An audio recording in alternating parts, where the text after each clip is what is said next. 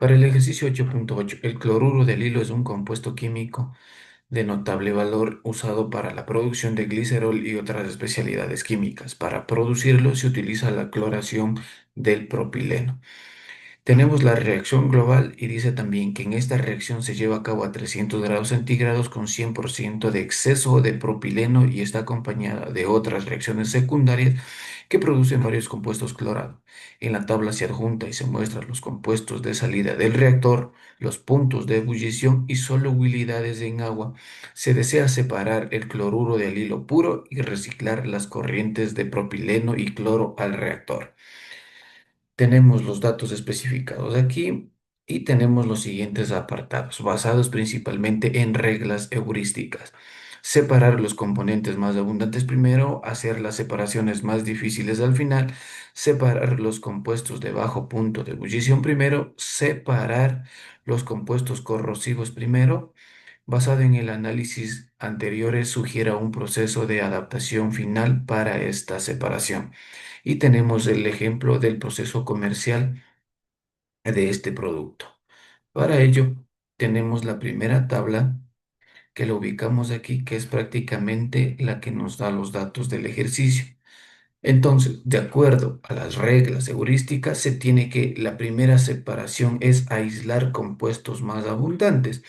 Para ello vamos a ordenar directamente en abundancia de la cantidad relativa. Primero estaría el compuesto E, propileno, el F, ácido clorhídrico, el C, el cloruro de alilo, el D, el cloro, el B, el dicloruro de acroleína, el A, el 1,3-dicloropropano. Aquí tenemos las cantidades relativas para la cantidad de componentes abundantes. Hacer las separaciones difíciles al final, en este caso la separación más difícil sería el ácido clorhídrico, que sería el compuesto número o designado con la letra F. Siguiente tenemos lo que es los puntos de ebullición cercano. En esto de aquí, los únicos puntos de ebullición cercano que nos podemos dar cuenta en esta fila, tenemos que es entre el cloro y el propileno, que si realizamos una resta de estos puntos de ebullición, lo más cercano es solo 14 grados. Entonces, como puntos de ebullición más cercano, estos dos compuestos. Separar luego los componentes o compuestos de bajo punto de ebullición. Para ello vamos a reorganizar nuevamente la tabla con los puntos de ebullición más bajos hacia el mayor. Tenemos lo que es el compuesto C, ácido clorhídrico, con menos 85 grados, el propileno con menos 48, el cloro con menos 34, el cloruro del hilo con 50, el dicloruro de acroleína con 84 y el 1,3-dicloropropano con 112 grados. Entonces, para ello se propone directamente un ejemplo basado en diagramas de flujo. Entonces tenemos que el propileno ingresaría a un calentador y el cloro a un evaporador para producirse una reacción en el primer reactor. Tenemos que el producto obtenido ya en el reactor pasa a una columna de destilación. Entonces, en esta columna de destilación vamos a hacer por la diferencia de puntos de ebullición. Entonces, arriba iría lo que es el componente D, que es el cloro, el E, que sería el propileno, y también el ácido clorhídrico. También para abajo iría lo que es ya los componentes, el A, B, C, que sería el diclor 1,2,3-dicloropropano, el dicloruro de acroleína y el cloruro de alilo. Dentro de estas torres de destilación o columnas de destilación ya se hacen separaciones muy divididas en diferentes columnas. En la de arriba se separaría primero lo que es ya el ácido clorhídrico y en una tercera columna de destilación iría lo que es ya la separación del propileno y del cloro. Mientras que por la parte inferior tenemos una segunda columna de destilación donde primero sacamos el dicloropropano.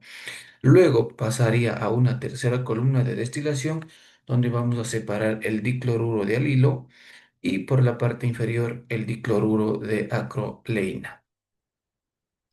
También nos pedía que, de acuerdo a las reglas heurísticas, establecer un diagrama o un proceso de separación. Entonces, de acuerdo a todas las reglas heurísticas anteriormente mencionadas sobre puntos de ebullición, componentes más abundantes, componentes solubles, tenemos lo siguiente. De igual manera, el propileno entra a un calentador y pasaría directamente al reactor. El cloro lo haríamos en un evaporador para producir aquí la reacción que pasaría a la primera columna de destilación. Ya en la columna de destilación tenemos los componentes E y F en la parte superior. Si nos damos cuenta, los componentes D y F, tenemos el propileno y el ácido clorhídrico por la parte superior. Abajo tenemos A, B, C, D. Como podemos ver, el A es el 1,2, 1,3 dicloropropano, el B el dicloruro de acroleína, el C el cloruro de hilo y el D el cloro. Entonces, aquí arriba ya realizamos lo que es directamente una separación primero del producto, en este caso el más corrosivo, el ácido clorhídrico y el propileno en la parte inferior.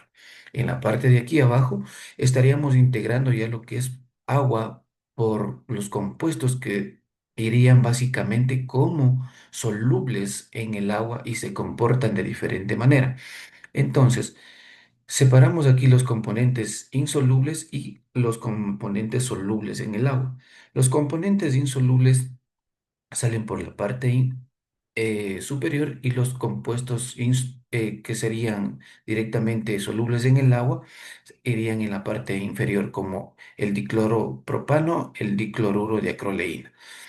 Entonces, estos dos productos pasaríamos a una tercera torre de destilación o columna de destilación para separar el cloro y el cloruro de alilo. Tanto en estas dos últimas columnas vemos que tenemos una recirculación directamente del propileno ya hacia la corriente de entrada y también el cloro hacia la corriente de entrada, que estos serían los productos que estaban como base para recircularlos directamente hacia el reactor. Entonces, dicho estos diagramas basados en reglas heurísticas, se puede definir que en esta aplicación, separando primero los componentes de menor punto de ebullición y a su vez los que son más abundantes. Además, también se utiliza propiedades como la solubilidad o arrastre de agua para los componentes solubles y las separaciones difíciles al final, que serían estos componentes que tienen características físicas parecidas. Entonces, también nos dice aquí, ¿cómo podrían de manera efectiva las diferencias de solubilidad en el agua dentro de este proceso de producción? Entonces, la adición aquí en esta torre o columna de destilación se usa efectivamente para separar aquellos compuestos que son insolubles en el agua, como el cloro, el cloruro de alilo, y estos también se comportan de diferente manera a los que sí son solubles en el agua, como el 1,3 dicloropropano y el dicloruro de acroleína, que es una técnica muy común en la separación de la industria química, y estaríamos cumpliendo con todas las reglas heurísticas en este esquema propuesto sobre el diagrama de flujo.